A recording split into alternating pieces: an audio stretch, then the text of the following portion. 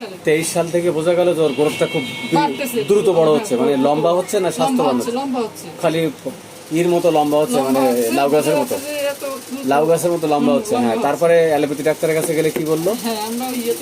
হ্যাঁ হ্যাঁ, পিজিতে দেখানোর পরে কি বললো যে ওর গ্রোথটা থামাই দিতে হবে। যদি এটা হরমোনের কারণে বড় হচ্ছে, হরমোনের কারণে বাড়তেছে, যদি না থামায় যে কোনো সময় হাইস্ট হবে, ও আবার তারপর নাও বাড়তে পারে বা বেশি বাড়তেও পারে, যে কোনো একটা প্রবলেম হতে পারে। ওরা একটা ইন্ডিয়ান ইনজেকশন বললো যে এটা প্রতি মাসে একটা করে ডোজ। কত করে নিত ইনজেকশনটা? প্রায় 2000 থেকে 2500 টাকা এরকম। পরে আমরা একটা বছর দিছি কষ্ট করে প্রতি মাসে, টাকা এমনিতে আর দিতে পারিনি। পরে দেখি যে 5 এক মাস বছরে প্রতি মাসে 2000 করে লাগছে, তাহলে 12-24,000। যাই হোক, 24,000 টাকা প্রতি বছরে গেছে। এইভাবে এক বছর প্রায় 1.5-2 বছর দেওয়া হয়েছে।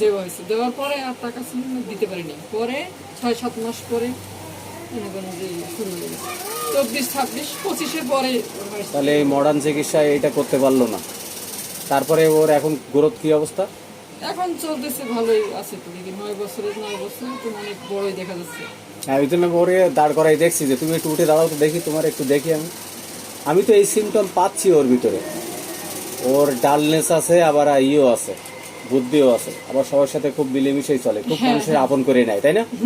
এগুলো আমি ওর ভিতরেই পাচ্ছি, দেখতে পাচ্ছি। যে এই জন্য আমি বললাম যে তুমি সবার সাথে খুব মিলেমিশে চলো। আইসক্রিম, কোল্ড ড্রিঙ্কস এগুলো পছন্দ করে, ভূতের ভয় পায়, একা থাকতে ভয় পায়, বজ্রপাতের ভয় পায়, সাপের ভয় পায়। হ্যাঁ, আর ব্রেন বললো ভালো, কিন্তু আসলে ব্রেনটা আমি ভালো পাই নাই। নয়ের নামটা বলতে বললাম কিন্তু পারলো না। ওই যে আর্থিক সমস্যার কারণে আমরা আসলে ছিলাম, বা চাকরি গার্মেন্টসে চাকরি করি, ওই কারণে চাকরি চলে যাওয়ার কারণে হয়তো বা আমরা এই এলাকায় আবার আসছি। মাঝখানে 7-8 মাস ধরে ও স্কুল এখনো ভর্তি হয় নাই। আমরা সিদ্ধান্ত নিয়েছি যে এই মাসে আমরা এখানে ভর্তি করাবো। ইরেগুলার হয়ে গেছিল, মানে পড়ালেখা বাদ হয়ে গেছিল। ধরে ও পড়ালেখা নাই, সারাদিন বাসায়, যার কারণে ও কিছুটা ডাল হয়ে গেছে। এটাই কারণ। আমি ওর সিমটম নিয়েই পাচ্ছি এইসব জিনিসগুলো। কিরে, ওর ভিতরে ওরে দাঁড় করাইলাম না যে উঠে দাঁড়াও তো একটু দেখি তোমার। আমি পাচ্ছি সিমটম। কেন? ও তো অনেক বড় মনে হচ্ছে, কিন্তু ও তাহলে ও ক্লাস 5-এ কেন? ও তো গ্রোথ হয়ে গেছে। আবার এদিকে ওর ওই মানে পিরিয়ড শুরু হয়েছে কয় বছর আগে? 6 মাস আগে, 6-7 মাস। তাতে কি তোমার খুব বেশি হয়? প্রচুর পরিমাণ রক্ত যায়? স্বাভাবিক। আবার তোমার রাগ কম, কিন্তু লিন থিন এমোসিয়েশন চেয়ার একদম ফসফরাস, টিপিক্যাল ফসফরাস। আবার মেজাজ খুব ঠান্ডা। কোষ্ঠিকামের সিমটম আছে। মায়া মমতা খুব বেশি। মায়া মমতা তো ওটাও আছে। আবার মায়া মমতা তো কোষ্ঠিকামেও আছে, ফসফরাসেও আছে। পালসেটিলার মায়া মমতা আছে। আচ্ছা, তোমার ভিতরে কোনো সময় দাউদ, একজিমা, চুলকানি এগুলো হয়েছিল? এখন আছে? এখন দেখাও, এটাই তো মজার। এখন তো এগুলো সব একসাথে ভালো হবে। কালো কালো হয়ে গেছে এগুলো কতদিন আগে ছিল? এই যে দাগ ছিল, এই যে স্কিন ডিজিজ ছিল, যে এগুলো মলম দিছিলে? ওই যে ইনজেকশন যে দেওয়ার পরে, ইনজেকশন দেওয়ার পরে যত সমস্যাগুলোই হয়েছে এগুলো হইতেছে। ইনজেকশনটা এখন দিই না, আর এখন ওই যে চুলকানি হইতেছে। আমি যদি বলি যে আমার তো মনে হচ্ছে যে ইনজেকশনের ইফেক্ট এটা হইতেও পারে এখন। আচ্ছা, এই ইনজেকশন দেওয়ার আগে কি কোনো সময় দাউদ, একজিমা হয়েছিল, চুলকানি? না, তা হয়। ছোটবেলায় তো সবারই। ও কি ইনজেকশন দেওয়ার পরে কোনো ডাল হয়ে গেছে এরকম? মানে ইনজেকশন দেওয়ার পরে ও ওই যে ছোট, মানে যে বয়সে দেওয়া, ইনজেকশন প্রতি মাসে 1-2টা করে দেওয়া লাগে, পিস 5 হয়। ও খুব কান্না করতো, রাগ করতো, খিটখিটে মেজাজ হইতো ওই ইনজেকশন দেওয়া। মানে ওর মেন্টালি একটা খারাপই করতো। মানে যখন ইনজেকশন দেওয়ার সময় হইতো, মানে কান্না কাটি, এই সেই খিটখিটে মেজাজ হইতো সব। আর ইনজেকশন দিলে খিটখিটে মেজাজ হইতো। আচ্ছা, এটা সাইড ইফেক্ট। তাহলে থুজাও আছে। তুমি একা একা থাকলে পিছনে কেউ আছে এরকম মনে হয়?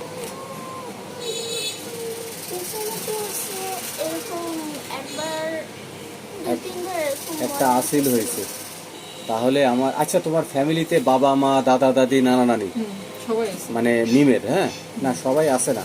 তাদের কি কি রোগ ছিল? বাবা মা, দাদা দাদি, নানা নানি, মায়ের সাইড, বাবার সাইড। হ্যাঁ, এদের ভিতরে যক্ষা, ক্যান্সার, টিবি, হাঁপানি, শ্বাসকষ্ট, স্ট্রোক করছে, কিডনি সমস্যা, হার্ট অ্যাটাক, কুকুরে কামড়াইছে, সাপে কামড়াইছে, মানসিক সমস্যা, টিউমার।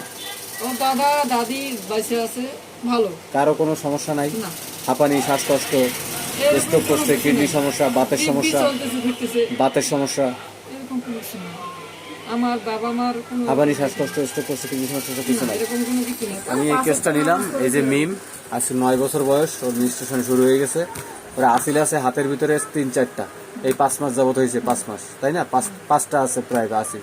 হার্ট পেশেন্ট, পিপাসা কম, লেস সুইট, ঘামও কম, ক্ষুধা খুব প্রচুর, না খাইলে তোমার হয়, ভালো লাগে না মানে না খেলে তোমার মানে পেট ব্যথা করে, ক্ষুধা লাগলে না খেলে পেট ব্যথা করে, এটা একটা ফসফরাসের সিমটম।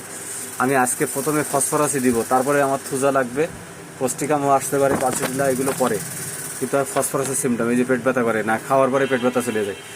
তারপরে আমি পাইলাম স্লিপ, ঘুম আসে না একদম, ঘুম একেবারে ঘুম কম। হ্যাঁ, স্টুল হলো একদিন পর পর হয়, গোসল কোনো রেগুলার গোসল মিস নাই, লালা পড়ে না মুখ থেকে, শরীরে কেটে গেলে একটু দেরি হয়। আর ড্রিম মনে থাকে না, স্বপ্ন কি দেখো এটা মনে থাকে না, সাপের স্বপ্ন দেখো, আবার কার্টুন টার্টুন দেখো সারাদিনে, এগুলো দেখো। ফেয়ারের ভিতরে স্নেকের স্বপ্ন, একা টাকা, ঠান্ডার স্টম, ভূতের স্বপ্ন। আর আসিল তো পাইছি মাইন্ড অ্যাঙ্গার, এবং রাগ উঠে গেলে আবার বুঝাইলে তাড়াতাড়ি চলে যায়, তাই না? আর টক পছন্দ। আচ্ছা, মিষ্টি কি তুমি অপছন্দ করো না পছন্দ করো? মিষ্টি, কোল্ড ড্রিঙ্কস পছন্দ, আইসক্রিম পছন্দ, এই মিষ্টি পছন্দ করো? মিষ্টি খাই। কিরকম, কম না বেশি? কম। কম, এই তো, তাহলে মিষ্টি কম কম পছন্দ, এটা ফসফরাসের সাথে মিলে গেল। আমি এখন প্রথমে ফসফরাসই দিব। তুমি এখন সাবান, মলম এগুলো ব্যবহার করতে পারবে না, ঠিক আছে? আমার চিকিৎসায় থাকবে। ওর অন্যান্য সমস্যা, এখন আর ওই ইনজেকশন যে দেওয়া লাগছে না, ওর যদি ওই সময় যদি আমরা পাইতাম, আমাদের মতো ভালো একটা ক্লাসিক্যাল ডাক্তারের কাছে যদি দেওয়া হতো, ভালো ডাক্তারের কাছে, তাহলে ওর এই ইনজেকশনের প্রয়োজন পড়তো না। এটা ওর স্বাভাবিক একটা গ্রোথ ছিল, ওইটা ইনজেকশন দেওয়া হয়েছে। একদম মানে এই চিকিৎসাটা আমার কাছে একটু অন্যরকম লাগলো, মানে খুবই একটু দুঃখজনক মনে হলো ব্যাপারটা। আজকে হলো 12 তারিখ, 12/4/26। এই ফসফরাস 0/1, 0/2, 0/3, 0/4 এই ওষুধ দিয়ে দিলাম। ইনশাল্লাহ দিনে 4 বার করে খাবে, ঠিক আছে? কয়বার করে? দিনে 4 বার করে। ফসফরাস 0/1, 2, 3, 4 থেকে ওষুধ দিয়ে দিলাম। ওর হরমোন থেকে শুরু করে, ওর গ্রোথ থেকে শুরু করে সব বিষয়ে সব শুনে ওষুধ দিলাম, ঠিক আছে? ইনশাল্লাহ ও খুবই ভালো থাকবে, ওর পেট ব্যথা আর করবে না, ওই ক্ষুধা লাগলে আর পেট ব্যথা করবে না, আর অন্যান্য সমস্যাগুলো আস্তে আস্তে ভালোর দিকে যাবে। আর ওরা সমস্যা একটা কথা বলছিল যে যদি ইনশাল্লাহ খুবই ভালো থাকবে বাচ্চা, আমরা ভয় পেয়েছিলাম কোনটা, যে ওরা ইনশাল্লাহ মিম খুব ভালো থাকবে। হ্যাঁ, কিসের ভয়? ওরা বলছিল প্রথমে আপনার ওই ব্রেন টিউমার, যেটা মাথা ঢুকাই দিয়ে যে এক্সরে করে না, মানে সিটি স্ক্যান? সিটি স্ক্যান, না, এমআরআই MRI পর্যন্তও করাইছে ওরা, না, ওই যে এমআরআই করা হয়েছে, সিটি স্ক্যানও করছে, সবকিছুই করাইছে। সবই করছে। ওই যে ওনারা জিজ্ঞেস করছিল যে স্বপ্ন কি দেখো, বা কি কি দেখছে, কি হয়েছে, মানে সবকিছু ডিটেলস নিয়ে ওরাও করাইছে। ভালো, খুব ভালো। ওদের প্রয়োজন পড়ে না যদিও, তারপর জিজ্ঞাসা করছে, ধন্যবাদ, medicine সাধুবাদ করাইছে। দিলাম আমি।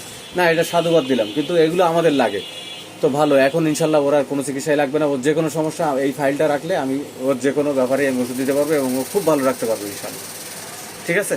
তো ওরা আমি একটা কথা বলছিল যে এই যদি- কেসটা আপনাদের তোমাদের অনুমতি নিয়ে আমি আমি আমি ফেসবুকে আপলোড করবো, ইনশাল্লাহ তুমি সুস্থ হয়ে যাবে। আপত্তি নাই তো কোনো? ঠিক আছে? সেটা ওরা আমার সাথে হ্যাঁ, ঠিক আছে, আপত্তি নাই তো? না, ঠিক আছে।